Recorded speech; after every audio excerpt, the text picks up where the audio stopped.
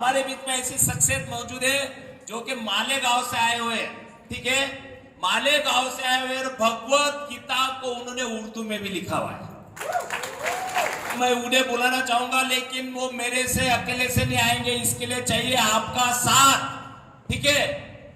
यही नासिक का जोश, महाराष्ट्र का जोश के साथ मैं उनको बुलाना चाहूंगा। Mister doctor Siddiqui sir, please हमारे जोरदार ताली हो जाए।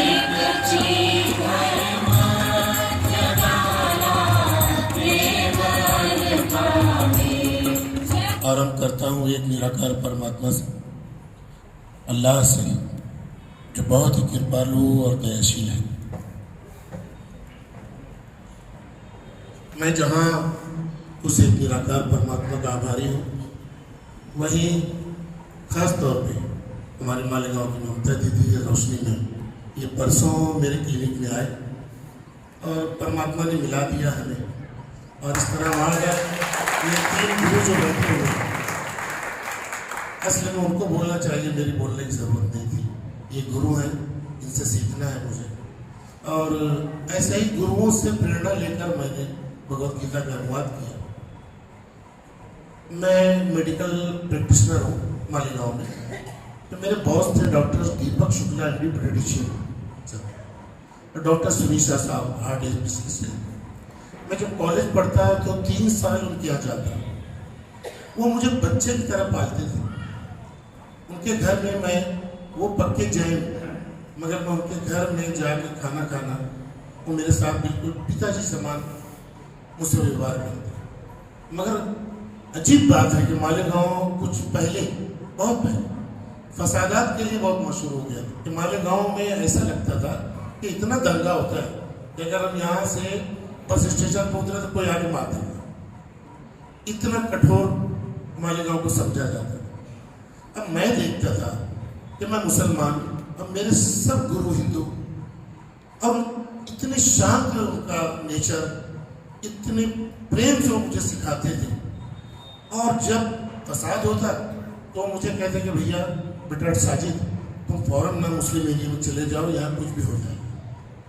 तो ये चीज़ मुझे बहुत बुरी लगती थी कि ये मेरे माँ बाप की तरह है, मुझे शिक्षा देते हैं, मुझे खाना देते हैं, मुझे हर चीज़ सिखाने वाले ये हिंदू डॉक्टर्स। और बहरहाल मैं मुस्लिम हूँ, वो मुझे फसाद के बाद मुस्लिम समाज में जाना पड़ता। बोलते तू हिंदू समाज में मत रहना, यहाँ कुछ हो जाएगा। तो भाई ये हिंदू मुस्लिम है क्या? तब मैं तो कुरान पढ़ चुका था 12 साल, फिर मैंने भगवत गीता उठाई। क्या जब हिंदू आप जैसे, आप लोगों के लिए तालियां हो जाए, आप लोगों की मोहब्बतें, इन मोहब्बतों ने, हिंदू भाई बहनों की, इस भारत देश की मोहब्बत ने मुझे गीता पढ़ने के लिए प्रेरणा दी।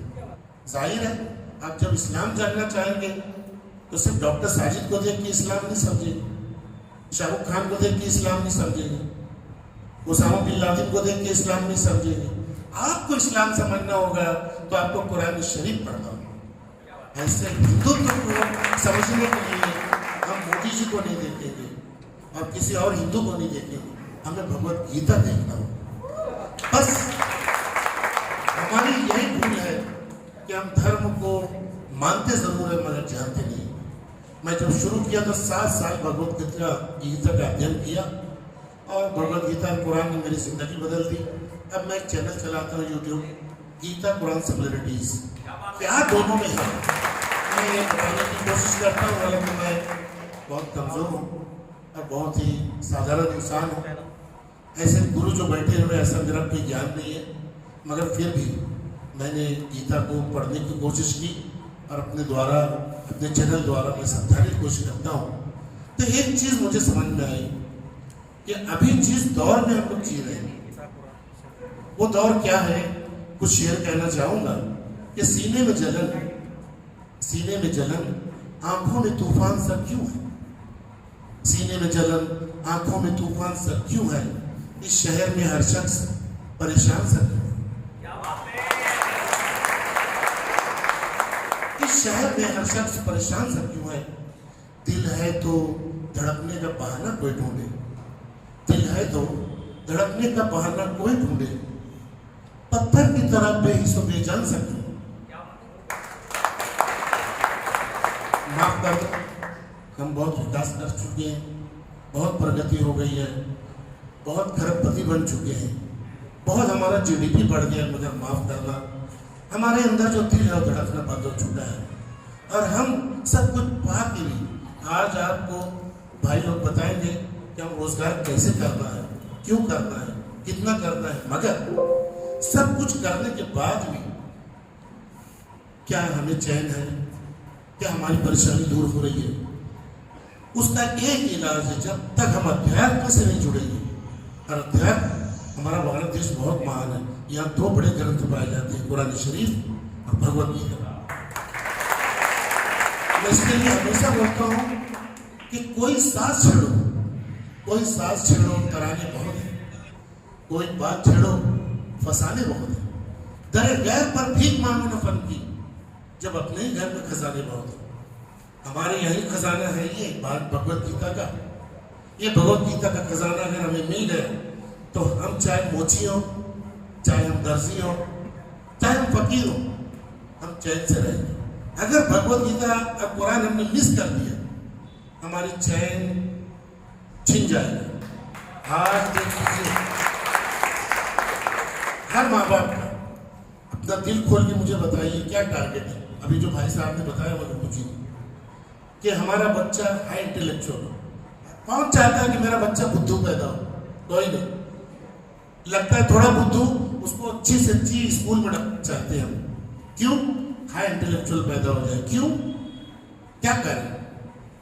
अगर हाई इंटेलेक्चुअल नहीं है तो हम अपने घर का खाना बंद कर देते हैं। 3 टाइम खाते हैं तो 1 टाइम खाने लगते हैं, अच्छी स्कूल में डालेंगे, महंगी से महंगी स्कूल में डालेंगे। क्यों? इसलिए कि बड़ी से बड़ी डिग्री मिले, बड़ी से बड़ी डिग्री मिले। क्यों? ताकि बड़ा ओहदा मिल जाए, बड़ा साहब बन जाए मेरा बच्चा। बड़ा साहब बन जाए तो क्या हो जाएगा? ज्यादा पैसे मिलेंगे, और ज्यादा पैसे मिलेंगे तो क्या होगा? वर्ल्ड टूर करेंगे, मजा करेंगे, मजा करेंगे, वर्ल्ड टूर करेंगे तो क्या होगा? खुशी मिलेगी, खुशी मिलेगी तो क्या होगा? शांति मिलेगी। अरे भैया, बगैर कुछ किए भगवत गीता आपको शांति दे देती है। इतना लंबा चक्कर क्यों? इतना लंबा चक्कर क्यों है? हमसे ज्यादा शांत वैदिक काल में लोग रहते थे। और छोड़ो ना, मेरे पिताजी, हम सब जितने बैठे हैं ना, तो इन सब की शांति मिला कि मेरे अकेले पिताजी उतने शांत रहते थे। 7 क्लास पढ़े हुए थे, झोपड़े में रहते थे। अब भगवत गीता क्या कहती है? सर्वधर्मान् परित्यज्य माम् एकं शरणं व्रज अहम तवाम सर्वपापेभ्यो मोक्षयिष्यामि मा शुचा।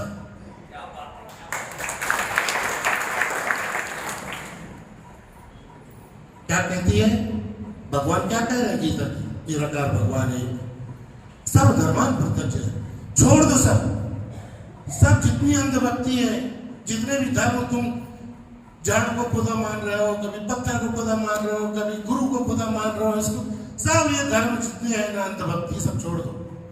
माम एकम शरणं व्रज, मुझे एक परमात्मा की चरण में आ जाओ।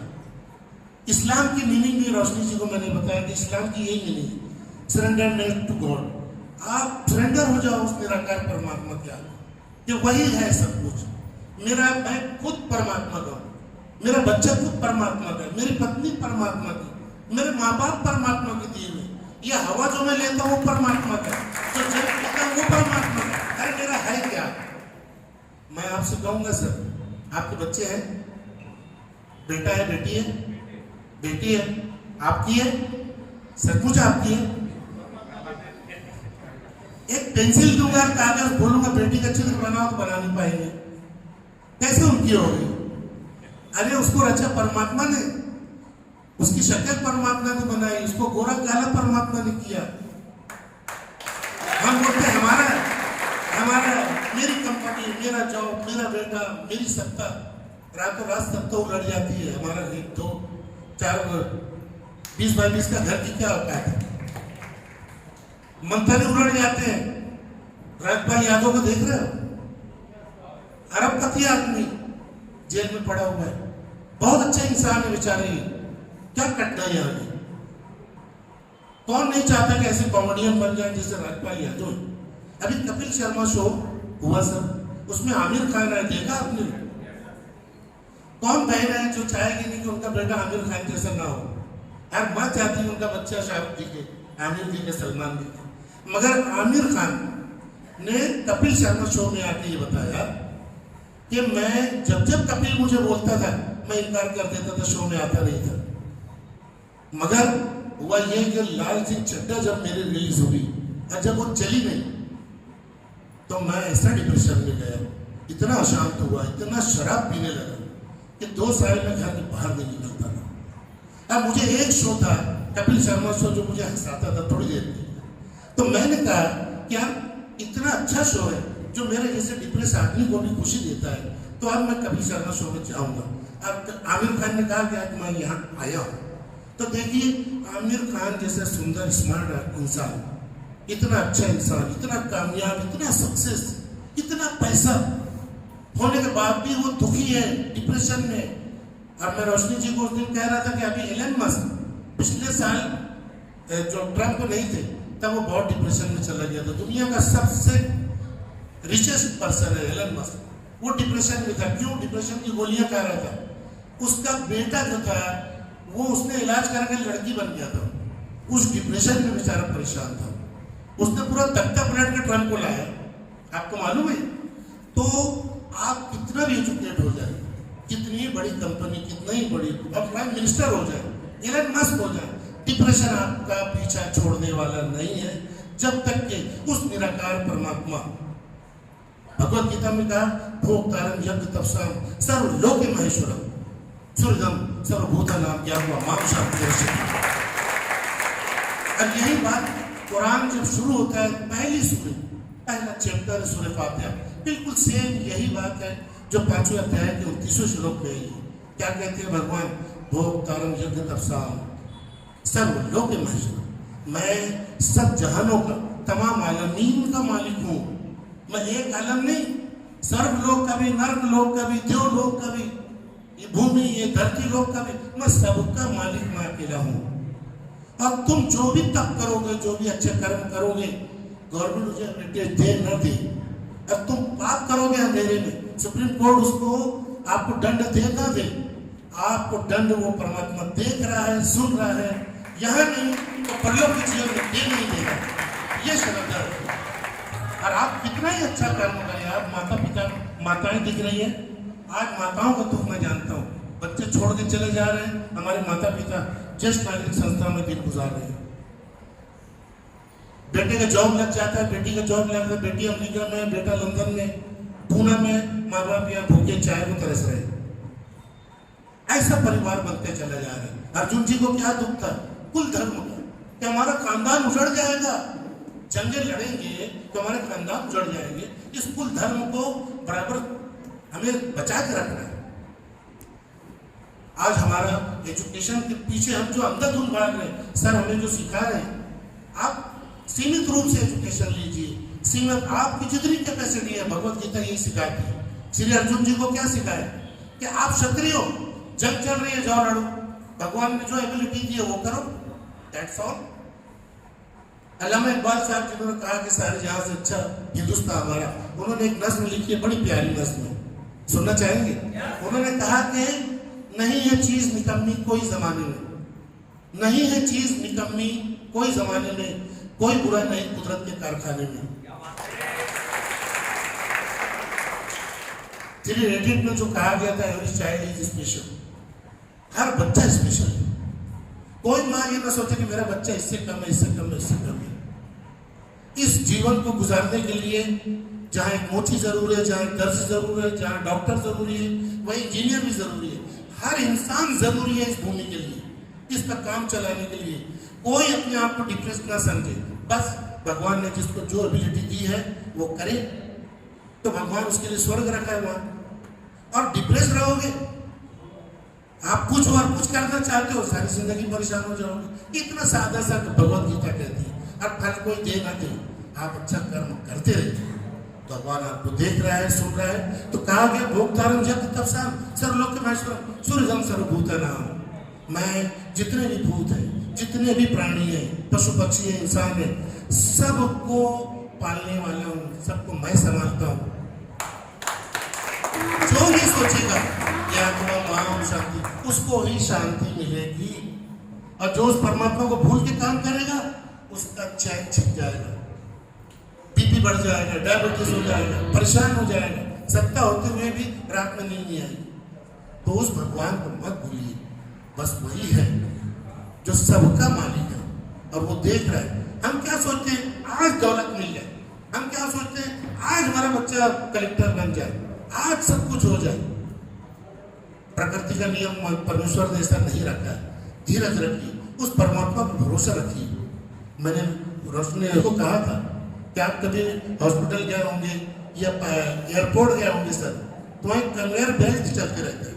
आप बैग उधर रखो, चेक हो गया आपका बैग, आएगा बैग, फिर आपका पड़ोसी है उसने कुछ रखा होगा, उस कन्वेयर बेल्ट पे वो आपका बैग आएगा, आप उठा लीजिए। ऐसे भगवान पूरी जिंदगी आपको वो कन्वेयर बेल्ट चलाते रहते हैं। वहाँ आपको सत्ता भी मिलेगी, वहाँ आपको गरीबी भी मिलेगी, वहाँ आपको दुख भी मिलेगा, हर चीज को उठा लेना, ये भगवान ने दिया। यही कहना है कि कुरान शरीफ भी यही कहता है कि अल्लाह बिस्मिल्लाह तत्मइन्नुल कुलूब, अल्लाह की याद से तुम्हें चैन मिलेगा। और यहाँ क्या कहा गया कि क्या तमाम शांति में जो मुझे जान लेगा उसे ही शांति मिलेगी और उसका भय और दुख सब मैं दूर कर दूंगा। तो जहाँ आप सब कुछ कर रहे हैं, मेरा बोलना गीता पढ़ने, कुरान पढ़ने के बाद यही है कि अपने गॉड गिफ्ट को जानिए, अपने इनबिल्ट बॉर्न जो एबिलिटी है उसके अनुसार काम कीजिए। आप सक्सेस है, आप चाहे खुद भी बन लें और जो दे उस पर आप संतुष्ट हो जाएंगे। संतुष्टि के बिना कोई और चारा नहीं, हम कर भी नहीं कर सकते, हम कुछ करने लायक है भी नहीं। जो करेगा वही करेगा, करता उसे समझिए, अपने आप को अकर्ता समझिए। और कोई दे ना दे, इस जीवन में फल मिले ना मिले, भगवान एक जीवन और है परलोक का, वहाँ फल देने के लिए बैठा है। और ये साधारण नहीं है, वहाँ जन्नत है भाई। अल्लाह ताला हमें भी आप सबको यहाँ भी सुख शांति दे और ऊपर हमारे मरने के बाद भी जो एक लोक है जिसे कहते हैं परलोक और आखिरत, वहाँ भी हमें स्वर्ग नसीब करे। थैंक यू दोस्तों, एक बार आप सभी की तरफ से खड़े होकर के अब तक की सबसे जोरदार तालियां।